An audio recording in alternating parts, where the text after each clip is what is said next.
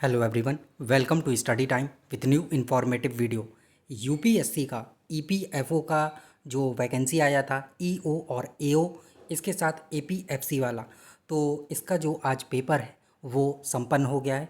और इसके सिलेबस के अकॉर्डिंग जो आप लोगों ने तैयारी की थी कि ये सिलेबस है, यूपीएससी पहले ही सारी चीज़ें क्लियर कर देता है, लेकिन यूपीएससी क्लियर सारी चीज़ें कर ज़रूर देता है, लेकिन उससे कुछ हटके ही जो है वो सारी चीज़ें पूछ लेता है। जैसा कि आपने आईएएस का जो प्री एग्ज़ाम हुआ था, यानी कि यूपीएससी प्री का एग्ज़ाम हुआ था, और उसमें एग्ज़ाम का जो लेवल है वो आपने देखा था, तो सेम वैसा ही इस बार भी बहुत ही अनएक्सपेक्टेड जो है वो यहाँ पर रहा। पिछले वर्षों की तुलना में अगर बात की जाए कि पेपर का लेवल कैसा रहा, क्वेश्चन कैसे पूछे गए, तो बिल्कुल हटके रहा।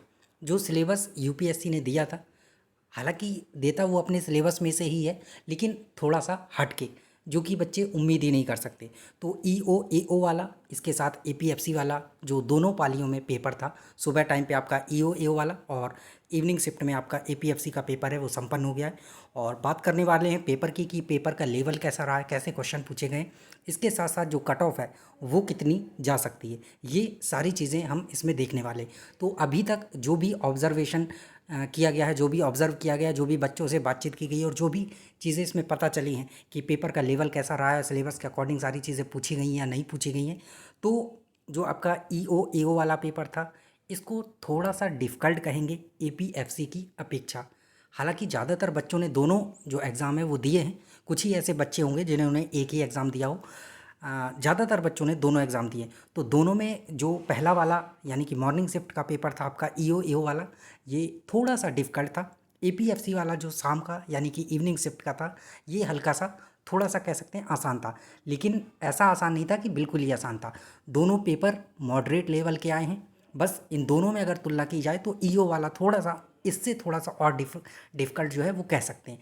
तो बाकी दोनों पेपर जो हैं आपके एकदम अच्छे लेवल के पूछे गए हैं। और जैसा कि यूपीएससी आपका जो पेपर है वो करवा रहा है, तो कैसे ही आसान जो क्वेश्चन है वो दे सकता है, जो कि आपने प्री में भी देखा हुआ था। और यहाँ भी ये कह सकते हैं कि जो आईएएस के एग्ज़ाम में कुछ क्वेश्चन बचे रह गए होंगे ना, वो यहाँ पर पूछ लिए गए हैं। इतना ज़्यादा मतलब कि डिफ़िकल्टी लेवल बढ़ा दिया था क्वेश्चन पूछने का तरीका, ये सारी चीज़ें। तो पेपर जो था ओवरऑल आपका मॉडरेट से ऊपर था, मॉडरेट टू डिफ़िकल्ट लेवल में आपका जो पेपर है वो दोनों रहे हैं, ईओ वाला और एओ वाला, और जो आपका सॉरी एपीएफसी वाला है। दोनों पेपर बहुत ही डिफ़िकल्ट रहे हैं, मॉडरेट टू डिफ़िकल्ट लेवल में रहे, जो क्वेश्चन पूछने का तरीका हो। क्योंकि बच्चे जो एक्सपेक्ट किए थे कि शायद जीएस थोड़ा अच्छा रहेगा, लेकिन जीएस में उतने क्वेश्चन नहीं पूछे गए जितने कि अदर लेबर लॉ से और आपके अकाउंटिंग में जो न्यूमेरिक पूछे गए वैसे करके क्वेश्चन पूछे गए। और इसके साथ साथ आपके कंप्यूटर के क्वेश्चन काफ़ी डिफ़िकल्ट जो हैं बना दिए थे, जो एक नॉर्मल बच्चे नहीं ही तैयार करते हैं सारी चीज़ें, तो वैसे क्वेश्चन पूछे गए, उस लेवल में जाके पूछे गए। तो इस बार आपको पेपर का लेवल बहुत डिफ़िकल्ट था, इस वजह से इस बार आपको जो कट ऑफ है वो भी थोड़ा सा लो देखने को मिलेगी। जितना पिछले वर्षों में जो आपकी कट ऑफ है वो गई थी, जैसा कि लास्ट टाइम जो वैकेंसी आई थी उसमें जो कट ऑफ गई थी, उससे 20-30 नंबर हो सकता है कि नीचे देखने को मिले।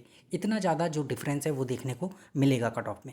और आपने पेपर कितना किया है, कितने क्वेश्चन आपके सही हो रहे हैं, ये सारी चीज़ें मिला लीजिएगा आंसर की वगैरह से। हालांकि बहुत सारी कोचिंग्स ने आंसर की डाल दी होंगी, तो उनसे मैच कर लीजिएगा। अभी तक जितनों का पता चला है तो वो यहाँ पर आपको बताया जा रहा है कि जो कट ऑफ है, अगर आप 70 क्वेश्चन के समथिंग करके आए होंगे, अभी ये पूरा एनालिसिस नहीं है, अभी बहुत सारे बच्चों से बात जो है वो नहीं हुई है, थोड़ी बहुत ही जो आंकड़े हैं वो प्राप्त हुए।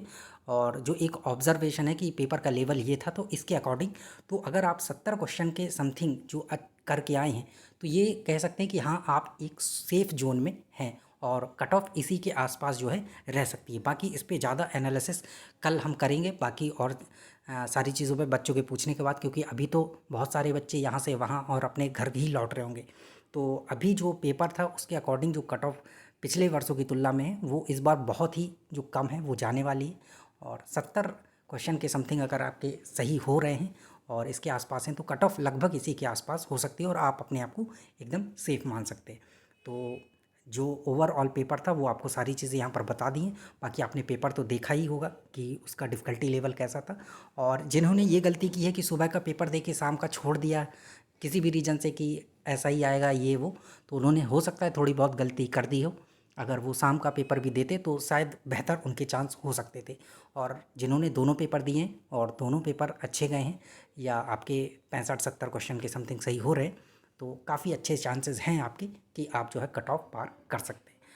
और चलिए मिलते हैं न्यू इन्फॉर्मेटिव वीडियो के साथ। और अगर आपका कोई क्वेरी है, कोई क्वेश्चन है, तो कमेंट सेक्शन के माध्यम से पूछ सकते हैं। बाकी इसकी डिटेल्ड जो कट ऑफ एनालिसिस है वो आपको कल जो है प्रोवाइड किया जाएगा, सारी चीज़ें इसमें देखने के बाद और ज़्यादा एनालिसिस करने के बाद, और जो बच्चों के आंकड़े हैं वो आने के बाद।